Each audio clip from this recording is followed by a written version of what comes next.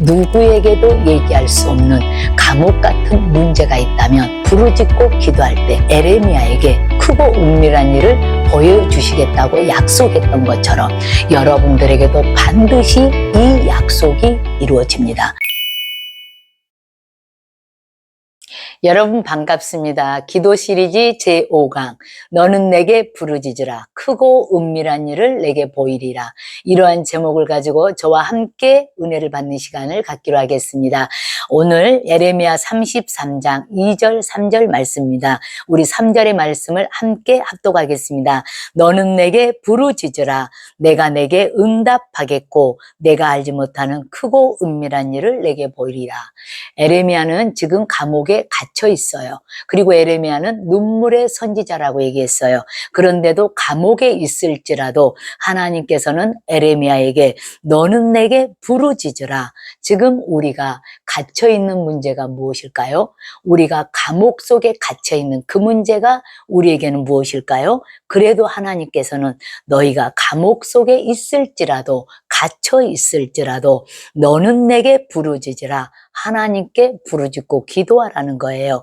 내가 내게 응답하겠고 부르짖고 기도할 때 하나님께서는 갇혀있는 그 문제를 해결해 주시겠다고 반드시 약속하셨어요.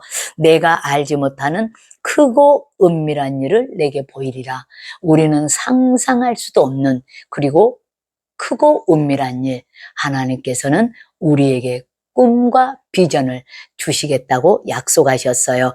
그리고 2절에 보니까 이 일을 행하시는 여호와 그 문제를 해결하시는 하나님 그것을 만들며 성취하는 여호와 반드시 그 문제를 해결해 주시겠다고 약속하셨어요.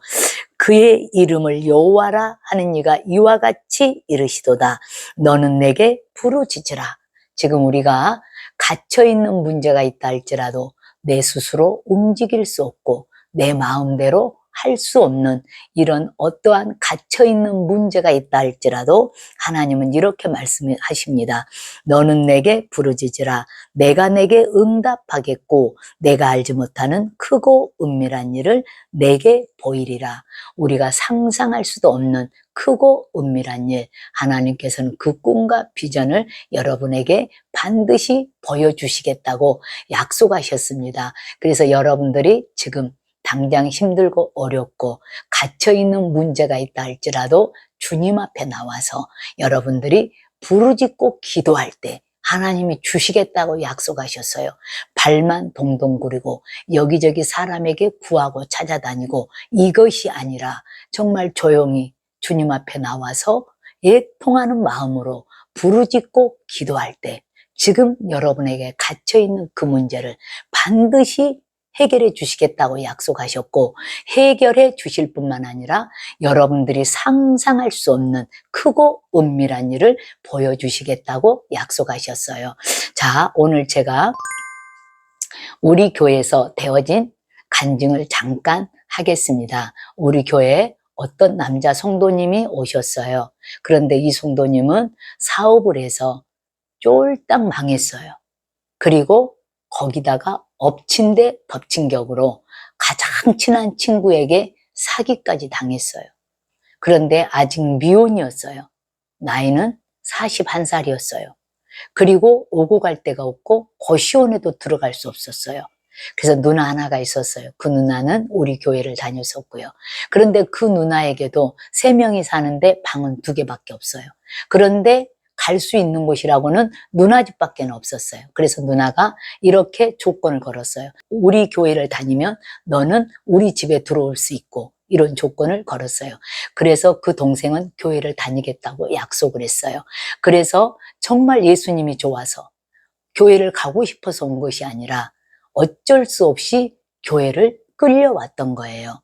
그런데 정말 힘들고 어려운 상황 가운데에서 이제는 하루, 한 주, 한 달, 2달 듣다 보니 말씀이 들려지기 시작했어요.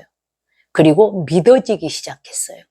말씀이 들려지고 믿어지니까 이제는 믿음으로 움직이고 믿음으로 행동하게 되었어요.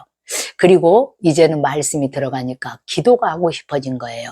그런데 우리는 저녁마다 매일 밤 8시 기도회가 있어요.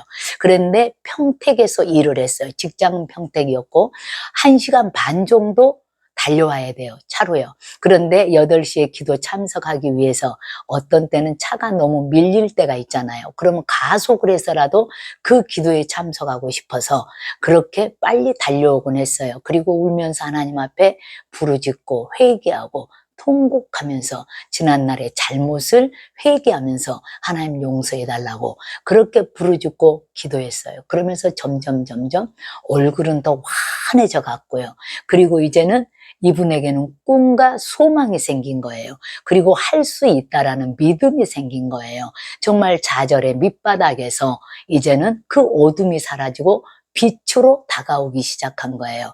이렇게 기도하기를 1달, 2달이 아니었어요. 그리고 1년이 넘을 때까지 한 번도 빠지지 않냐고 정말 기쁜 마음으로 와서 하나님 앞에 간절히 부르짖고 누가 참석하라고 해서 참석한 게 아니라 이제 하나님의 말씀을 체험하고 기도하면서 응답을 받기 시작하니까 점점 더 불이 붙기 시작했어요. 그리고 이 성도를 통해서 더 많은 사람들이 저녁 기도를 참석하게 되었어요. 그런데 어느 날 우리 권사님이 저에게 가만히 다가왔어요. 그러면서 이런 제안을 했어요. 사모님, 우리 동생과 저 성도님과 연결을 하면 어떨 것 같아요? 저도 깜짝 놀랐어요. 거기까지는 저도 생각을 전혀 해본 적이 없었어요. 그런데 그 말을 하는 순간에 맞다. 너무 좋은 생각이에요. 한번 연결해 보세요. 교제를 할 수 있도록. 이렇게 얘기를 했어요. 근데 두 사람은 교제를 하는 가운데 너무나 잘 통하고 또 너무나 상황들을 이해할 수 있고 또 너무나 두 사람 다 좋아했어요. 그리고 이 성도님에게는 가진 것이 아무것도 없었어요. 입은 옷 한 벌이었어요. 그리고 가진 거라고는 빚밖에 없었어요.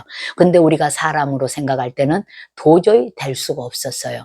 그런데 하나님께서 어떻게 해요? 우리 권사님에게 그 성도님이 너무나 신실한 것을 알게 되었고 정말 저분은 어디다 내놔와도 절대로 아내를 고생시키지 않을 거라는 그 믿음 속에서 확신이 있었던 거예요. 그리고 두 사람은 결혼하게 되었어요. 그런데 아내는 돈이 있었어요. 그런데 우리 집사님에게는 영적인 것이 있었고요. 그래서 두 사람이 결혼했을 때 지금은 쌍둥이를 낳아서 너무나 아름다운 가정을 이루었어요. 그래서 우리가 가장 절망 속에서 가장 찬란한 빛을 이루어냈어요. 어떻게 할 때요? 우리가 부르짖고 기도할 때.